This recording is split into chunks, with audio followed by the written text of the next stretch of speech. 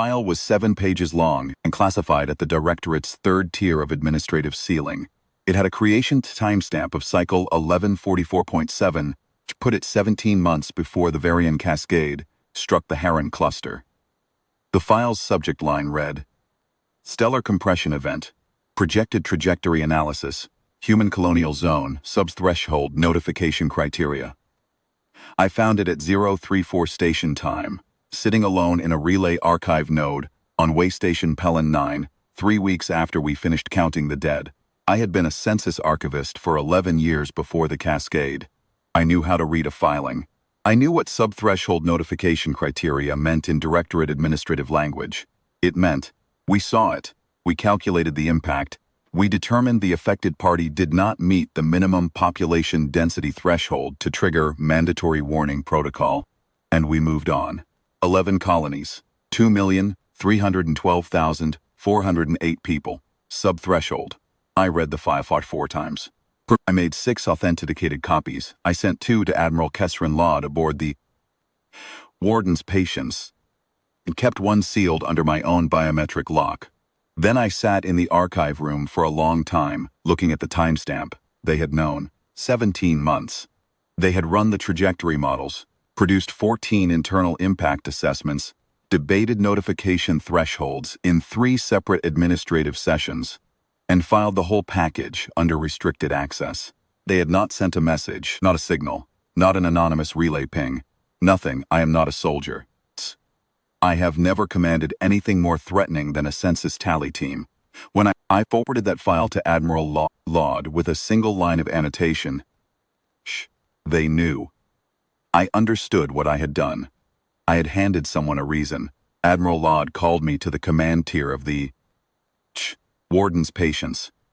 36 hours after I sent the file.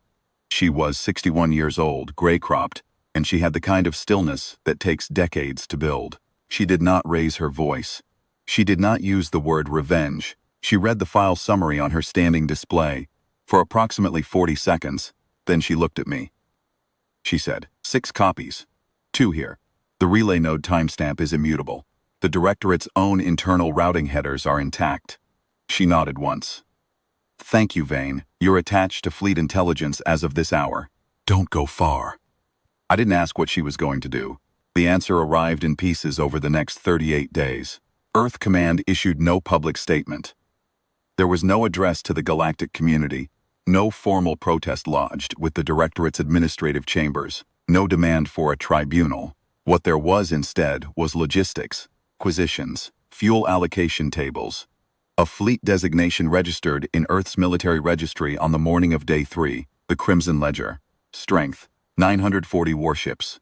I watched them assemble from the observation deck of the Warden's Patience.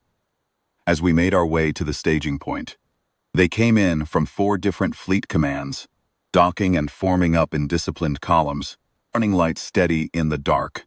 No speeches, no ceremony. The officers I passed in the corridors spoke in the even tones of people executing a plan that had already been decided. The grief had already happened. What was happening now was something else. On Day 14, I drafted the communique on Admiral Laud's instruction. She reviewed it for 6 minutes, made 2 small corrections, and approved it without comment. 41 words. It cited the file. It cited the timestamp. It cited the population count. It named the Crimson Ledger and its composition. It offered no negotiation channel. It was transmitted to the Calvith Directorate on Day 15, marked for receipt confirmation, and we waited. Their response came back in 22 hours. A request for a formal administrative review process, citing Article 14 of the Galactic Accord on cross-species notification obligations. Estimated timeline 18 to 24 months. Admiral Laud read the response, filed it in the communique log, and gave the order to proceed. I was on the bridge when we made final approach to Calvith Prime. It is a blue-white planet, high atmosphere, rings of commercial transit traffic in its upper orbital lanes. The kind of place that had been administering star systems for 800 years and had never seriously entertained the idea that its own administrative decisions could follow it home. Crimson Ledger emerged from transit in formation. All 940 ships. The orbital traffic stopped. Calveth's defense network went to active status within 4 minutes. 43 patrol vessels moved to intercept positions. They were fast ships, well maintained. I watched the tactical display as the fleet's lead elements held course and spacing, without adjusting a degree. The Directorate's emergency session transmitted on an open channel at the 7-minute mark. The speaker cited treaties, accords, diplomatic frameworks, the unbroken peace between the Directorate and the Human Colonial Administration. He mentioned the Article 14 request. He mentioned the administrative review timeline. He said the word process 5 times in 90 seconds. Admiral Laud let the transmission finish. Then she opened the channel. This is Admiral Kesrin Laud, commanding the Crimson Ledger. The Calveth Directorate received projected impact data for the Varian Cascade on cycle 1144-7. Your internal assessments confirmed human colonial casualties in excess of 2 million. You did not transmit a warning. The communique transmitted on day 15 of this operation constituted Earth's notification of intent. You received it. The review you've requested has no bearing on the nature of what was done. She closed the channel. I stood at my station and watched the tactical display. The Directorate's 43 patrol vessels held their intercept positions for 9 minutes. Then they began, one by one, to stand down. It was not because we had outmaneuvered them, or outrun them, or surprised them.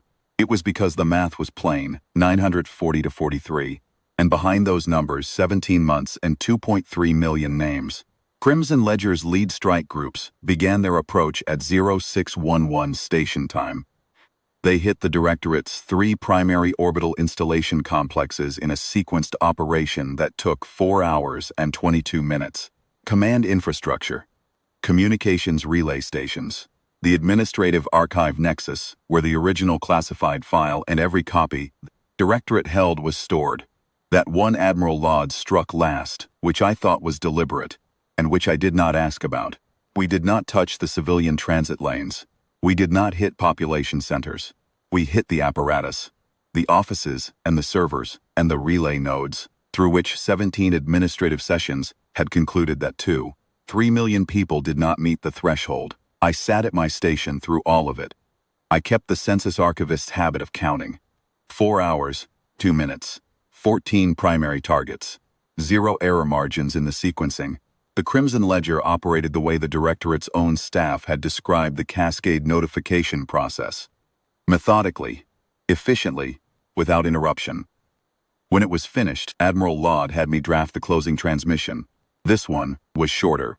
It cited the original file one final time, noted the operation's completion, and stated the Crimson Ledger's position going forward in 2 sentences. She reviewed it for 3 minutes and approved it without changes. I transmitted it at 10:33 station time, marked for receipt by the full Calveth Administrative Chamber and flagged for relay to every galactic body that held the original accord on notification obligations, it read. The Calveth Directorate possessed impact data sufficient to preserve 2,312,408 human lives and elected administrative silence. The Crimson Ledger has corrected the filing. We held position for 6 hours to confirm receipt, and then we went home.